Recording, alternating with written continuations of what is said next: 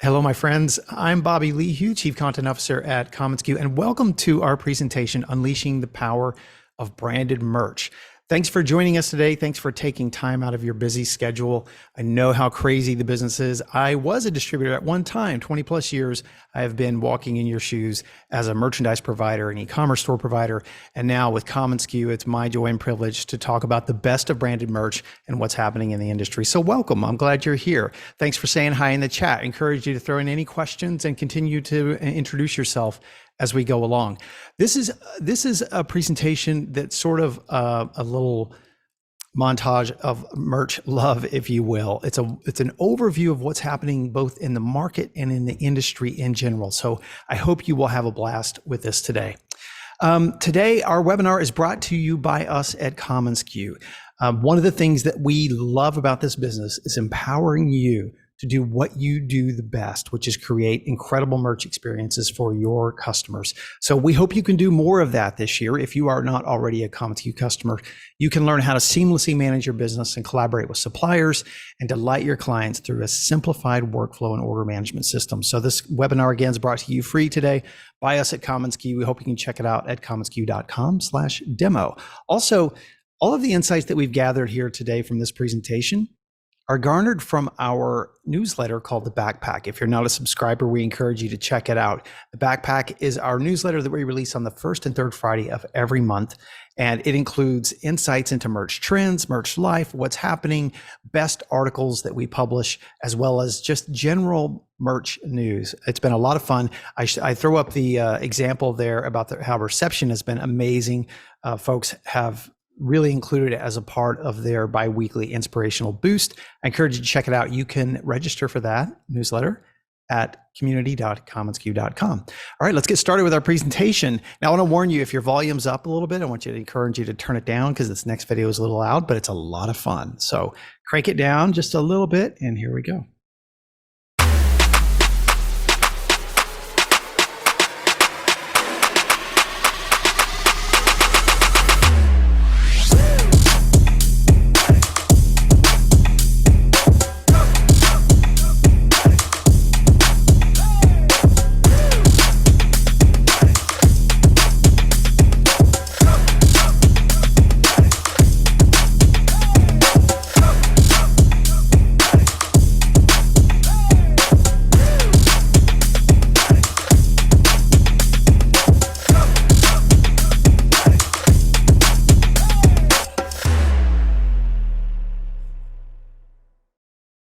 What a fun campaign. What an absolute fun campaign. I love that. We're going to talk a little bit more about that campaign, who put it together. It's a company called Butterfly Cannon.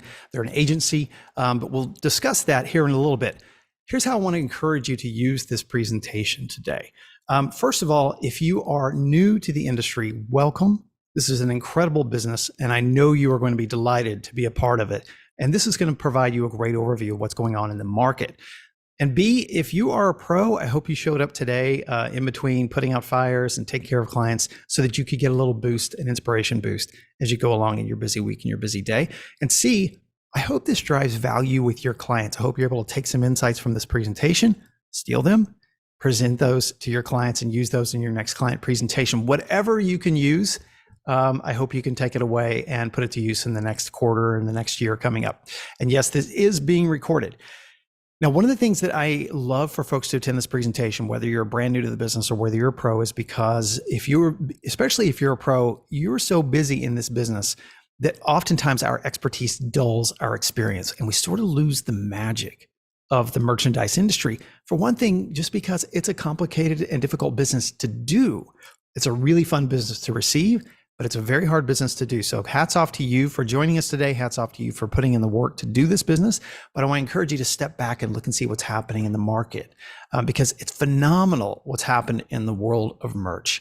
The other thing is I know how busy you are. So the fact that you could carve away time from your busy schedule just to check it out and get your inspo boost is encouraging to me. So I know it's very busy and this is what life feels like at the moment. Let's step back a minute and look at how the world once viewed swag, okay? At one time, articles like this were everywhere, and you'll still see them crop up every now and then. But you'll see articles like this Fast Company article, it's time to stop spending billions on cheap conference swag. We, of course, had Elizabeth Segrin, who wrote the article on one of our events, also on a podcast. You can check that out at community.commonsku.com. But that's really a perspective on the industry. And I want to go as far as to say an industry that mostly was. We have a lot of work still to do, but now the world kind of views merch in a different way.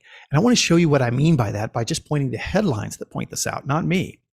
But you're seeing headlines like this everywhere. How Supreme style merch drops took over corporate America.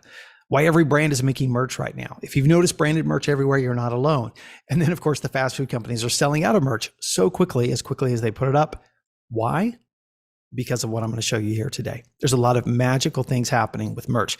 There's also some interesting things going on in terms of just merch is getting new kinds of names left and right. There are names I'm discovering all the time as we put together the backpack that highlights the best of what's happening with merch in the world. I heard the term affirmation forward merch, trial merch, and of course, the political meme merch. Here's my disclaimer. We pick no sides, but we will evaluate the best political merch just for our own object lessons. So there you go. There's my disclaimer. But we have a few to uncover here today because it's phenomenal what's happening with brands, whether those brands be food brands or whether those brands be insurance brands, consumer brands. There's really no distinction. It's how folks are using merch today to make an impact. The other thing that really led to a lot of these insights that we're discovering today is the change in the nomenclature around merchandise.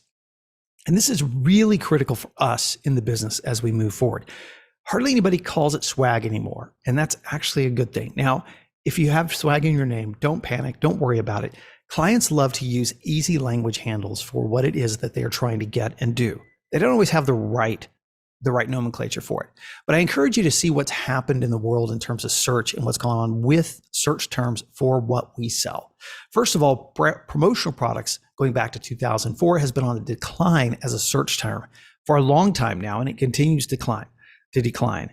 And swag itself has also continued to decline. This goes back to 2004 again, up to the present moment. These are from Google Trends reports. And finally, just merch as the overall handle for promotional products, swag, things like that, has taken over as a term. Now, why is this even important? Is it semantics? Are people like us, merch nerds, the only ones who actually care about this kind of stuff? Well, it's really important, I think, because the old swag is, as a phrase from our friend Beth Palmer in a marketing group said, it's the stuff we all get. That's used to be a very common phraseology for the merchandise that we sell. But the new merch and what's going on, especially in culture, is the gear we covet, especially when it's done right, when it's done well. So the old merch, the old swag is stuff we all get, the new merch, the gear we covet.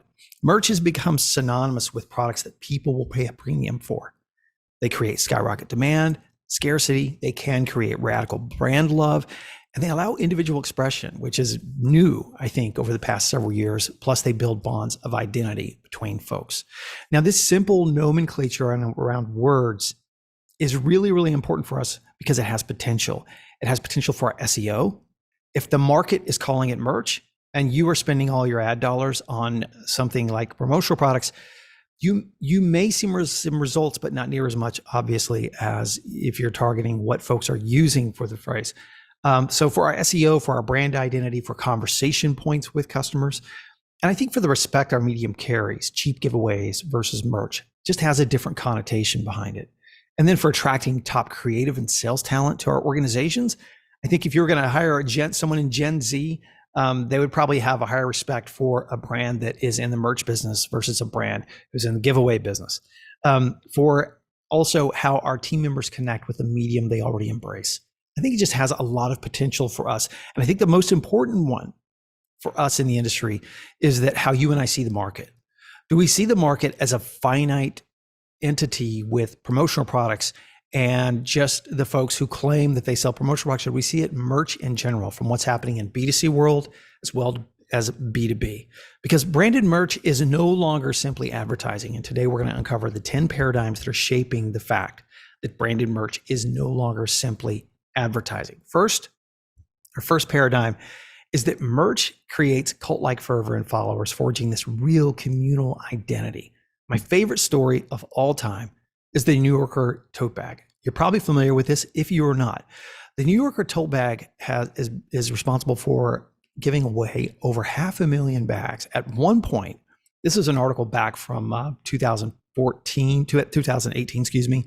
Dwayne Shepard, the VP of Consumer Marketing at Condé Nast, who publishes the New Yorker, said that he's been at Condé Nast for 20 years and he's never seen anything like this. The fact that the New Yorker tote bag has become such an iconic part of the New Yorker brand.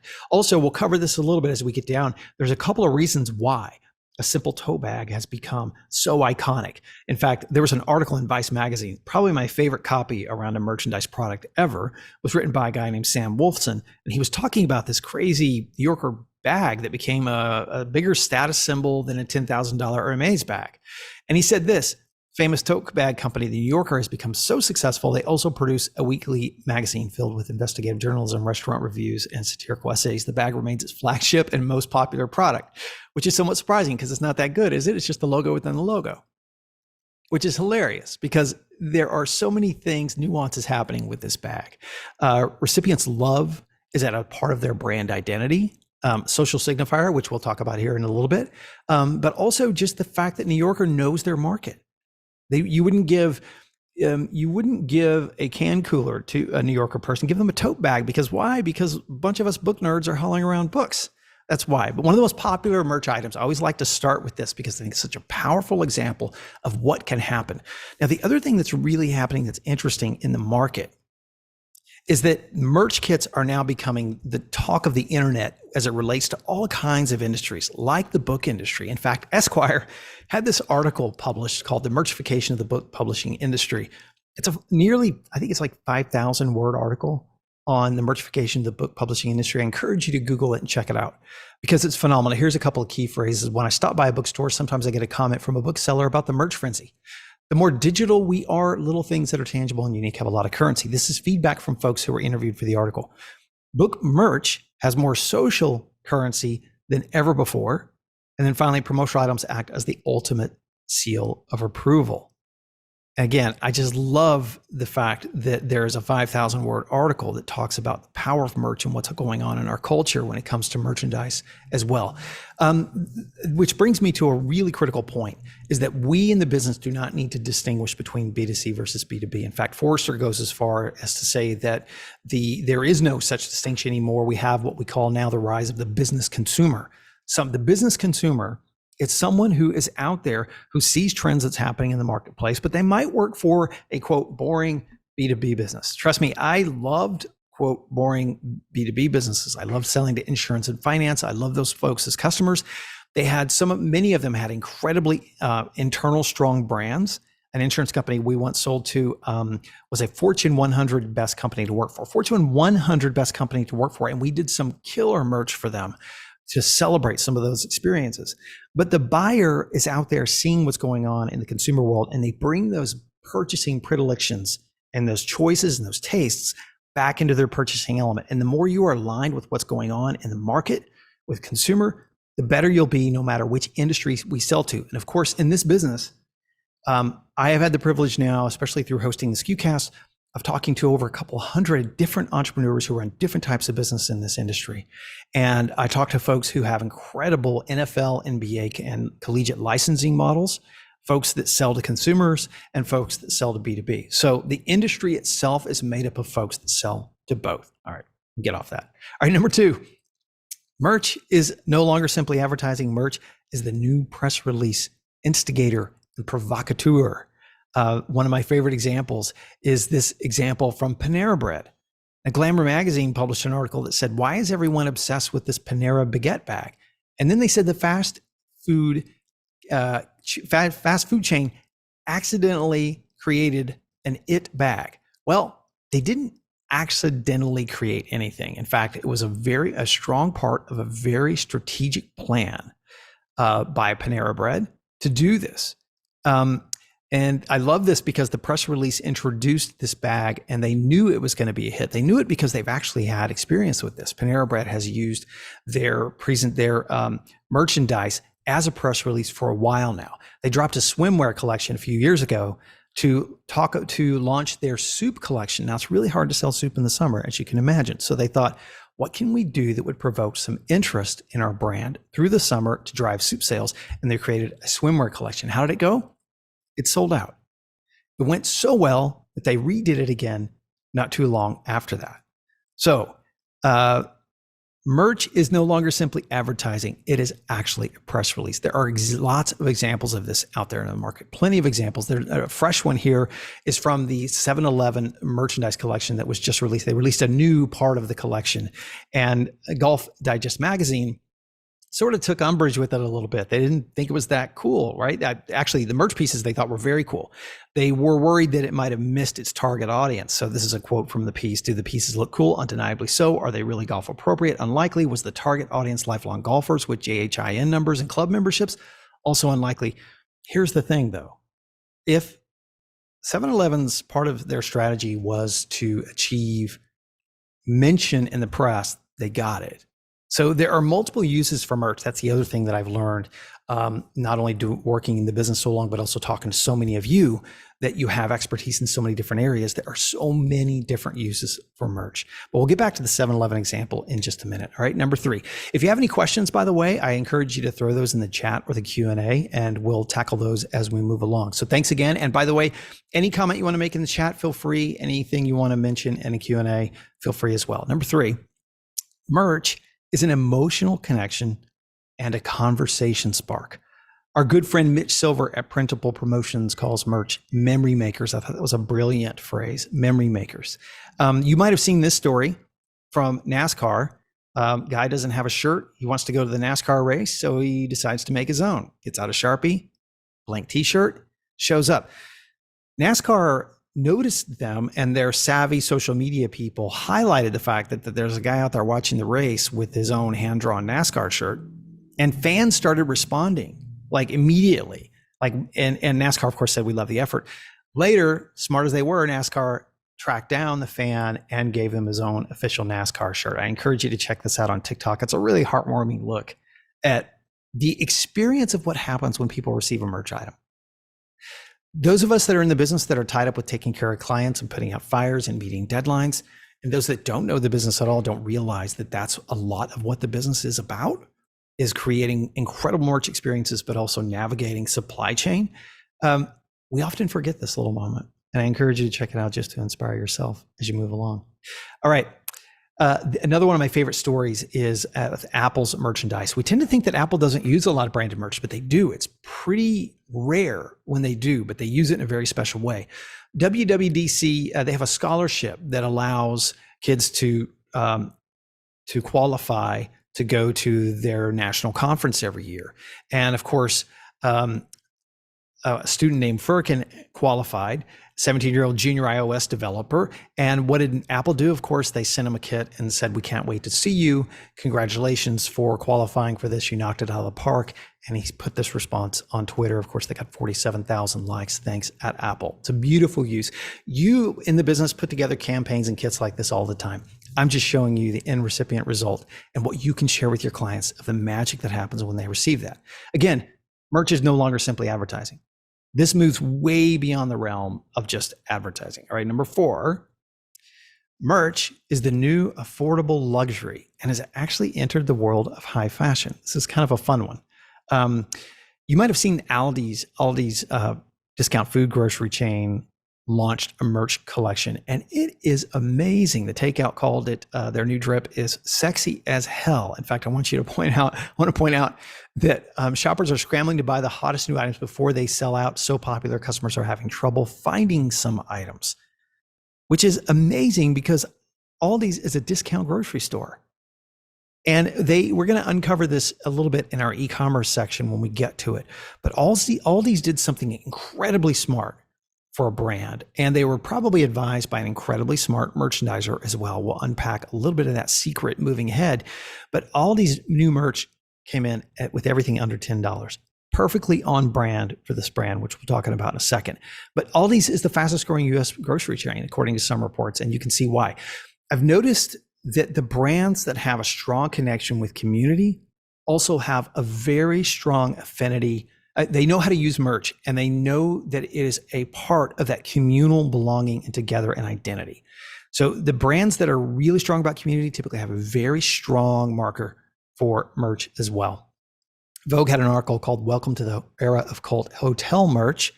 Of course, you can get your Ritz-Carlton Hotel Ritz Paris jacket, your barrel bag. You're seeing things like this in the fashion world where streetwear, fashion, and merch are coming together in a really unique way. White Castle, when they recreated their staff uniforms, they hired fashion expert Telfar Clemens to come in and redesign their merch. And of course, it was incredibly popular after Telfar worked out. You're even seeing brands like Taco Bell partner with companies like State Bicycle Company, create this. I mean, this is a really rad looking merch collection from Taco Bell, but they partnered with State Bicycle Company, who has a very unique audience. So it's a really cool combination. We're going to talk about this story a little bit later, but this blows my mind in terms of what's happening in the world of merch and just the perceived value of merch in general. This Fortnite Balenciaga sweatshirt that you can get, again, we're talking about just sort of this this crossroads of merchandise and high fashion. You can get this, or fashion, you can get this Fortnite Balenciaga sweatshirt for a cool $725. Now, we realize some of you might be cheap. You might only be able to fork out $475 for this t-shirt. But we're going to talk about how this might have been amiss down the road, but maybe they don't care. There's also a really cool shop out there called the Gift Shop. It's the finest merch from the finest places available. This was just a fun stumble that we came across as we were putting together insights for the backpack, that somebody created a merchandise store that you can go to and actually buy merch from some of your favorite brands, period.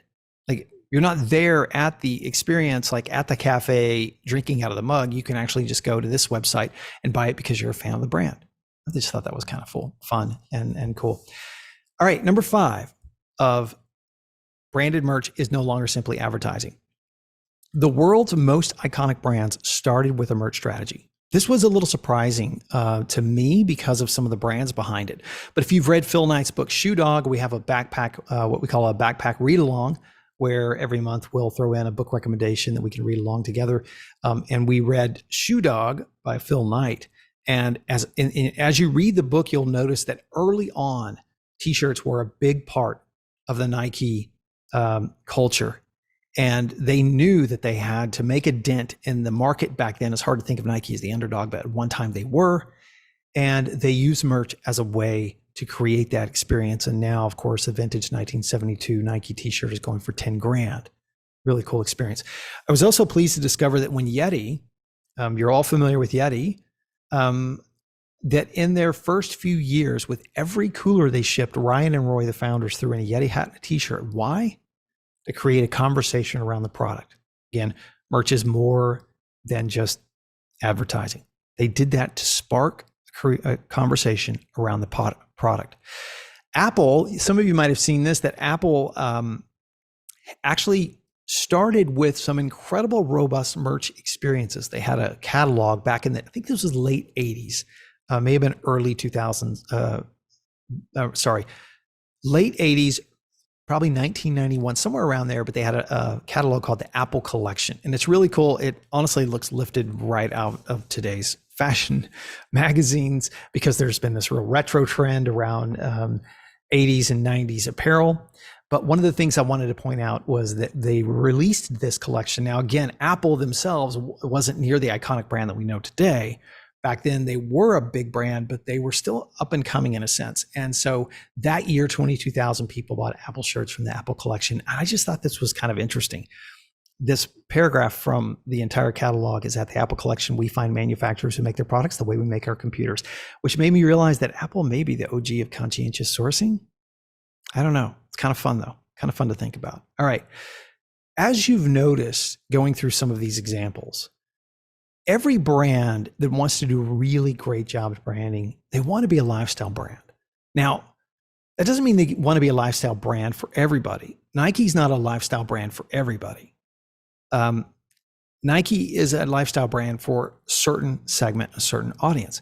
But every brand kind of wants to be a lifestyle brand for their community, their fans and employees. You might remember me talking about the example where we had a customer that was in the top 100 of Fortune 100 best companies to work for. They were an insurance company.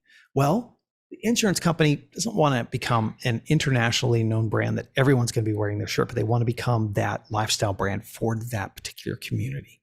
So I think that's part of the magic that we have here. We interviewed a wonderful creator by the name of Gavin Matthew from Supervision Studios, who partnered with Microsoft to create their collection called the Hardware Collection. Here's a great example of what's happening when you have an iconic brand partner with a really amazing design agency and create an experience, I just love the word, hardware for their merch, around their brand. My style is normcore, and it's just because I wake up and I'm like, man, let's throw a hoodie on and get to work.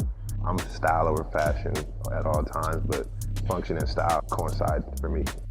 I'm originally a graphic designer. That's how I started. So everything that I'm doing is with intention and making a statement. I believe in the energy, not just of how something looks, but like color. I believe in shape. I believe in how people receive things and how that can impact them.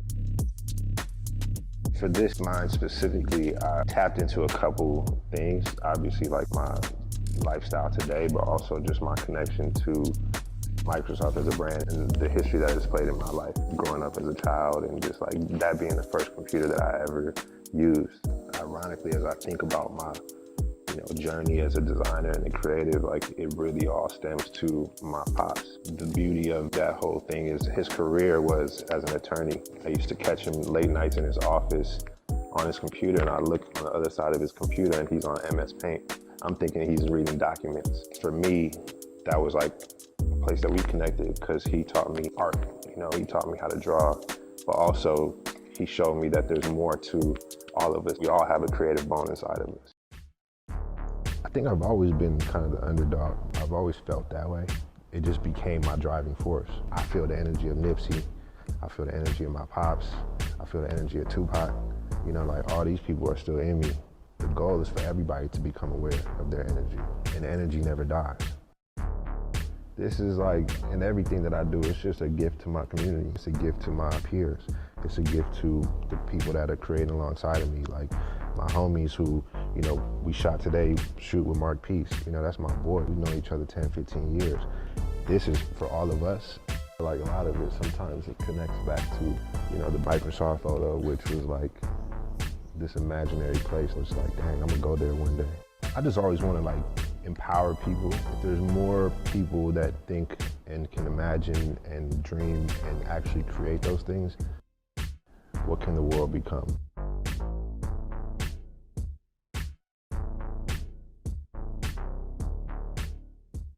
You can check out the entire interview, by the way, with Matthew at SKUcast, on SKUcast. So just Google SKUcast and Gavin Matthew, and you'll find that there. All right, number six. Number six of branded merch is no longer simply advertising, is that merch is now leading trends, actually creating trends versus just always following trends. If you've been in the business well, you know that merch for the longest time was always a couple of years behind. That's no longer the case. In fact, now merch is actually leading trends. In fact, a recent example we highlighted in the backpack of what's going on in the music industry is merch is now responsible for propelling albums to number one. Complex had this really interesting article on what's going on with merch and album sales. Recently, Travis Scott's album Utopia hit number one, and out of the 252,000 album sales, a third of those were merch and music. And it's what they call bundling in the music business, that they actually can attribute merch sales as long as they're bundled with an album or a music item of some kind. And so what Travis Scott's team did was they offered a $4.99 album or music experience as long as they bought a piece of merch.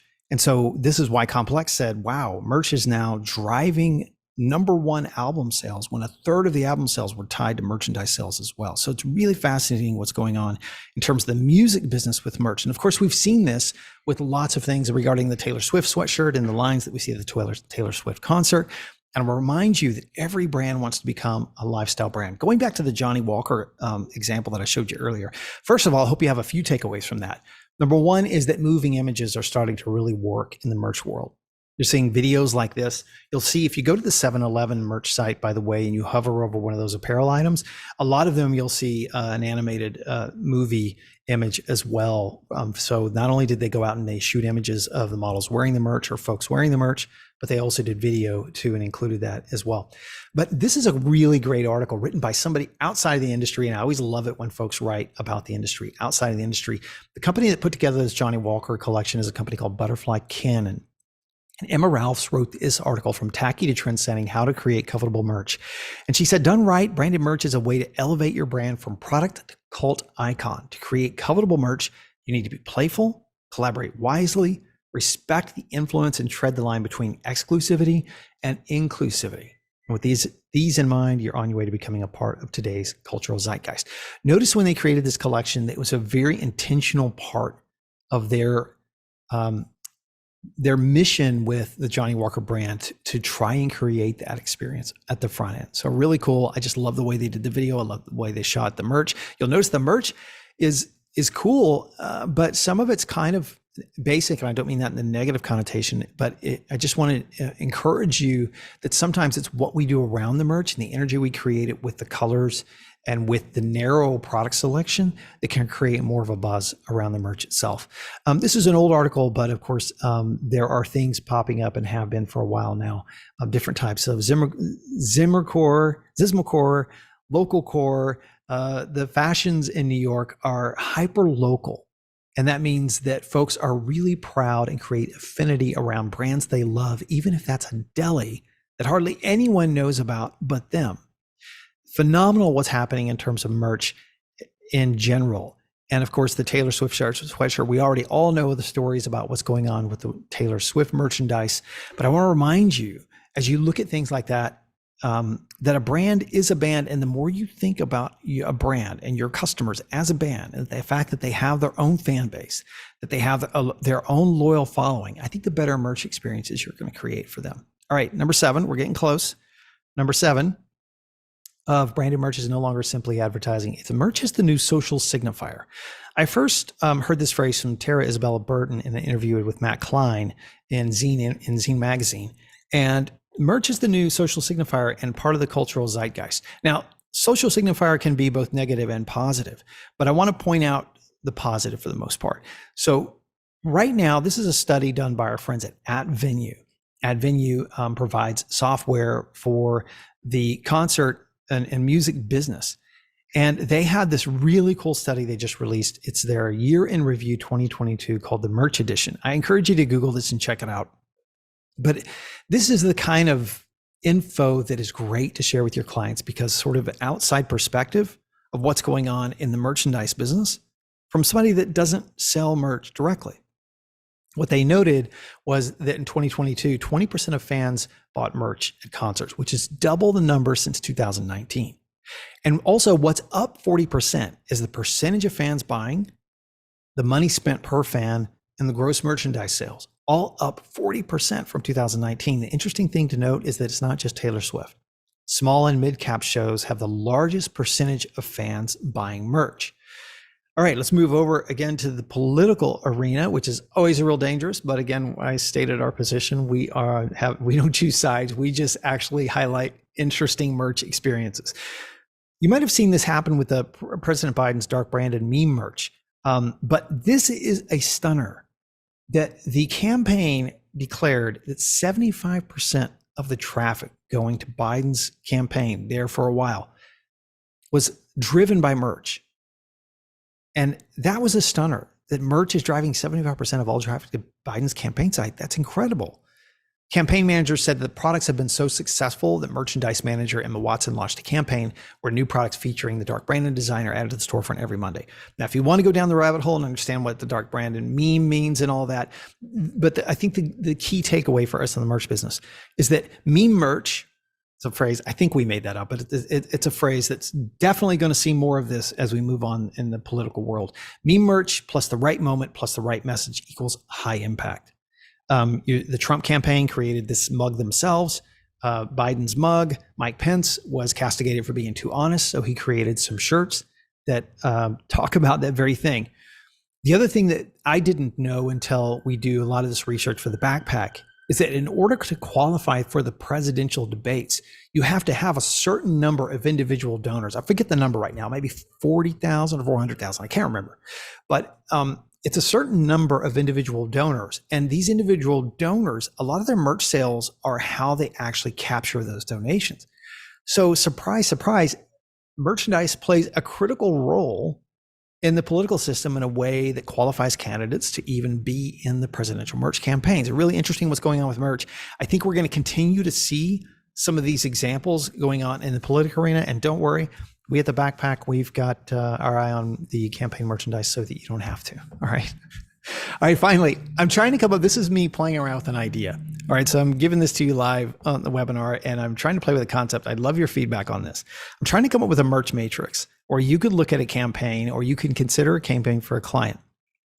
And you can determine its worth by looking at its weight. You've probably seen these kinds of indexes. I think New York Magazine puts out an index like this where it has highbrow, lowbrow content and different matrix that go on with news that happens in the news cycle throughout the week. Well, this is the merch matrix. And one of the things that I've kind of noticed in studying the merch trends that are going on through the Backpack is that something that has a high social signal and is wickedly on brand, that is incredibly on brand, is it has a quick add to cart mechanism, or creates fandom around the brand.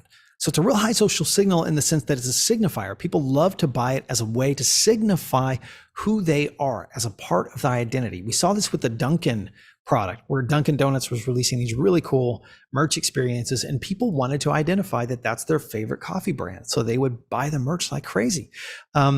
You see this also in things like the language apps, any kind of business really.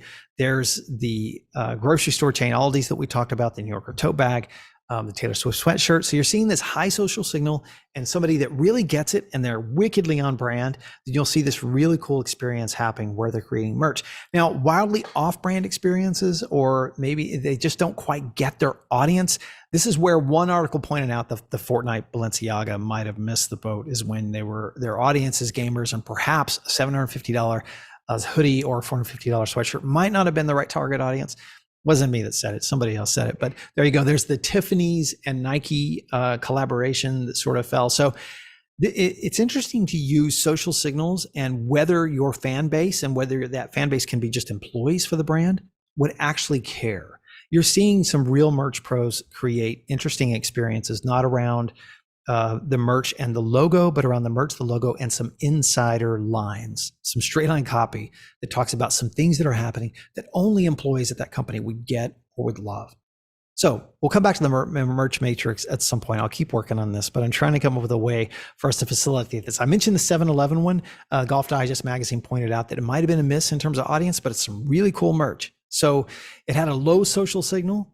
Folks that receive that message might not add to cart or create fandom around that merchandise experience, but it was kind of cool and it was on brand. They brought back a retro shirt from 7-Eleven. Anyways, kind of cool experience. All right, number 8. Thanks for letting me play with that real time live in front of an audience. I love your feedback. All right, number 8 of branded merch is no longer simply advertising. Merch is a one-to-one medium to drive social impact. It's fascinating what's going on in the world of merch. This is probably one of my favorite stories that we unearthed, pun intended, through the Backpack. And that is, you might be familiar with Organic Valley butter, Organic Valley sour cream. They have one of the coolest merch experiences on their store. And the reason is because proceeds of their merch goes back to farmers. I forget the number now, but their entire product line is fueled by individual farms, small farms. And so they are really big into entrepreneurs in the farming business, and their purchases go to help support these small organic family farms.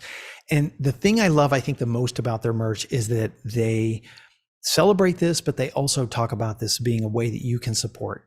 They're tapping into their audience, that sort of cultural zeitgeist, when they print a t-shirt that says, I went organic before it was cool, or this hat saves small family farms.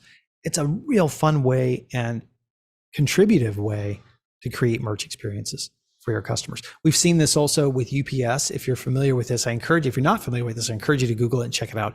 The Be Unstoppable gear that they created along with Black designers for the New York Fashion Week. The first time UPS advertised at New York Fashion Week, they partnered with emerging Black designers to create this incredible pop-up shop online and in-person pop-up shop as well, and built this entire experience around it.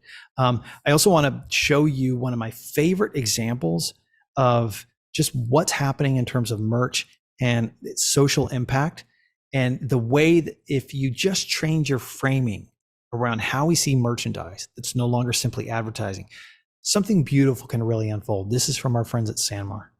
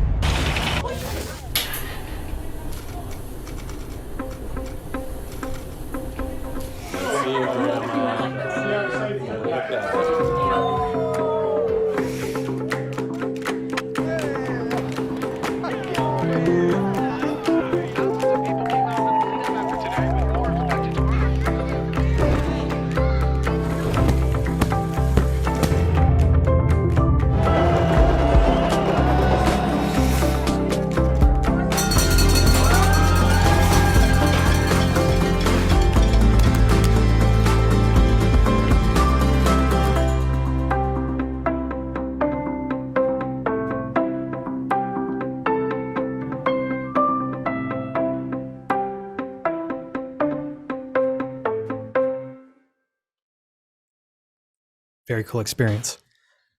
If you want to check out, by the way, if you want to dig into more about what's going on in terms of the merch in the merch world, we did this really great interview with David Smith, the founder and CEO of Cotopaxi, who talked about impacting the world through ethical sustainability. And it's just a phenomenal interview with him that talks about how you can impact the world through making conscientious merchandise choices, not only through sustainable sourcing, but also just the way that you understand how the supply chain affects and impacts lives. You can check that out at community.commonsku.com. A couple others I encourage you to check out too is an interview we did with Eric Liedtke. Eric is the former CMO at Adidas, however you pronounce it.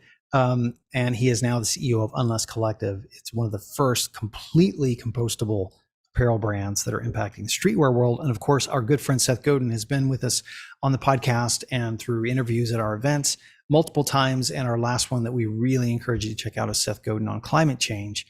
You can find that again at community.commonsku.com. One last video, and we're going to wrap up here in just a minute. But I wanted to show you again what UPS is doing with merchandise in terms of making an impact on their community. The heartbeat of Awake is New York City. Being born and raised here, I'm always trying to focus on hyper-local, and that was the reason why I wanted to work with the High School of Fashion Industries. When the opportunity for the collaboration with UPS came to the table, the vision was how to be unstoppable, and that evolved into Echa Pa'lante. We came together to create a scholarship fund. We all start as a small business, and my hope and my wish as young Latinx creatives that participate in this scholarship program will become the future of the fashion industry. Love that. All right. Couple of more points here. The last ones. 9, merch and the booming boutique e-commerce story. The industry, if you're new to the business, the industry reported revenue hovers around 26 billion. The revenue is reported by a couple of industry organizations. One is ASI and the other is PPAI. But they both kind of hover around this 26 billion mark. Now, this is reported numbers from industry players, distributors who are reporting their sales. And so you're seeing this interesting growth mark happen around 26 billion. But when you consider, remember when I encouraged you earlier in the presentation to not just consider industry reported sales, but to consider merchandise industry as a whole.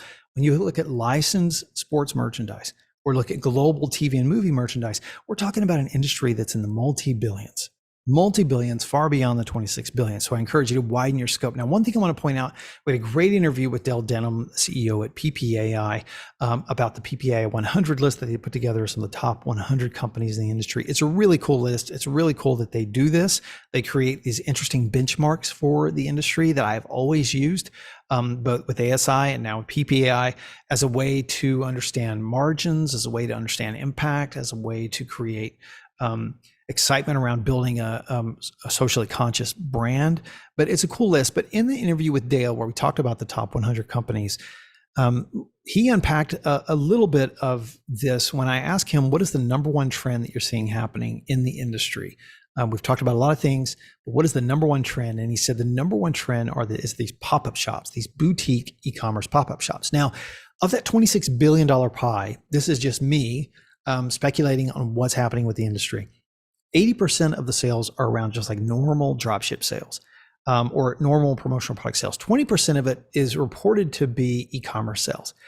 Now, here's what's interesting is that you have companies like 4imprint that are becoming the first billion-dollar company that we'll see as a distributor. On the distributor side, first billion-dollar company. We have a couple of those coming up this year that are hitting the billion-dollar mark. 4imprint already put out a press release that they're going to hit that number this year. When you factor in the fact that the reported numbers of e-commerce sales don't parse out boutique branded shopping experiences versus the what I would call the shopping cart experience through a company like 4imprint, then this 20% number becomes just a mixture of all types of e-commerce sales. What I encourage you to think about, though, is that most of the brands, as you already have experienced because you're doing some of these shops for your customers, they want to create boutique experiences for their own brand. They don't want to throw their brand and their mixed messages in with a bunch of other merchandise. They want to create their own boutique experiences. So we're seeing this real growing trend. It's funny, I have had 20 plus years in this business, and we focused on e-commerce shops and company stores. That was our focus. And the 3 J's, January, June, July, were always the slowest months for us. But July for commonsku was the biggest month we've had so far in shops. And typically summer in July is a very, very slow season for shop sales. So I'm just trying to point out that there's an interesting high marker going on with e-commerce boutique shops. If you're not creating this for customers, I encourage you to really dig into this as well, because your oldest buyers are now millennials. A third of your customers are Gen Z. Now that's the real now. If it's not now, then what's reported is then in about 24 months, now about 12 months, because this is an old stat, it will be the case. So by 2025, over 75% of the workforce will be digital natives. They were born through in a digital era. And then in the late 2020s, Gen Alpha enters the workforce. The late 2020s, that's not very far away. Gen Alpha enters the workforce for the first time. We created an article for this called, if you want to win client loyalty, you need to solve for the digital first promotional products buyer. And this goes for your B2B buyer who's just simply buying merchandise through as well creating boutique merch experiences. You can check this out at commonsku.com/shops if you want to learn more about creating boutique e-commerce experiences for your customers. But this, I think it's fun to look at the merch business and step back and see what's happening at large, because companies like Whataburger are creating some incredible merch experiences for their brand. Chipotle has always had a really cool merch experience, and it's tapping into that boutique desire for every brand to create their own fandom, to create their own merch madness experience, to align with their own values, to create something boutique and unique to them. Our friends at Harper & Scott launched just this past year an incredible shop for Chick-fil-A. And we did 2 interviews, one with the co-founder, Michael Scott Cohen. And also we did an interview with my good friend, Kate Hallett, CMO at Harper & Scott, about how to craft visual identity that sparks curiosity and speaks truth. I've interviewed hundreds of folks in the business, and my interview with Kate Hallett was easily one of my favorites. And Michael Scott Cohen and what he is doing with his company and his team and what they're doing for creating brand and merch experiences for all kinds of brands is incredible. I encourage you to check it out. All right, one last trend I want to point out with the e-commerce, what's going on, are the pop-up shops, the physical pop-up shops. Ed Sheeran had a pop-up shop with exclusive merch that were only available to things like an American Express customers. But I love the visual around this, that they created this unique pop-up experience in person. Those are growing, by the way. Another trend that we're seeing are things like for Formula One. Formula One has something like 1.6 billion fans. And we reported this in the backpack that talked about inclusivity and things like that. And also the fact that this campaign received over 500,000 likes as well. Now, going back to Aldi's campaign, they created this merchandise experience for their customers. I pointed out that one of the most important things that they did is that they dropped a merch collection and kept everything under $10. What Aldi's had to do that is they had to subsidize some of the cost for this campaign. They had to underwrite some of the costs for this campaign. I think it's an incredible merch lesson for your clients that you can take back to them and say, look, in order for us to create a campaign that's reachable, I think we need to invest in this, just like you invest in any other form of brand experience. But I love how they sort of underwrote the cost of this so that they could keep up with their brand alignment and their brand mission to be a discount grocery chain. They had to keep this merchandise affordable. So that's the merch lesson for us, is that how did Aldi sell a tracksuit for $10? They subsidize some of the cost. We also have these incredible experiences that we create. This one was created by our team, the Barbie collection, that highlights a lot of the pink merchandise that it still hasn't died down of what's going on out in the market. We created these through our collections, where through the platform, you can actually handle everything from clients placing reorders to you processing your orders to going from a collection to presentation to a sold order in minutes. So we highlight this on our collections page. You can check that out at commonsku.com. All right, final wrap up here. I mentioned at the beginning, merch is no longer simply advertising. Let's cover again what we covered in this presentation. Merch is the new press release. Merch creates cult-like fervor and followers. Merch is an emotional connection and conversation point. Merch is the new affordable luxury. Merch is now leading trends, creating trends versus following trends. And merch now falls under a bigger umbrella, brand experience. And the last thing I want to leave you with, a couple of thoughts, is that selling thoughtless merch is really, really easy. But making intentional merch memorable and collectible is really, really hard. We want you spending 60% of your time working with clients and working on your business and not just handling orders. That's our goal for you.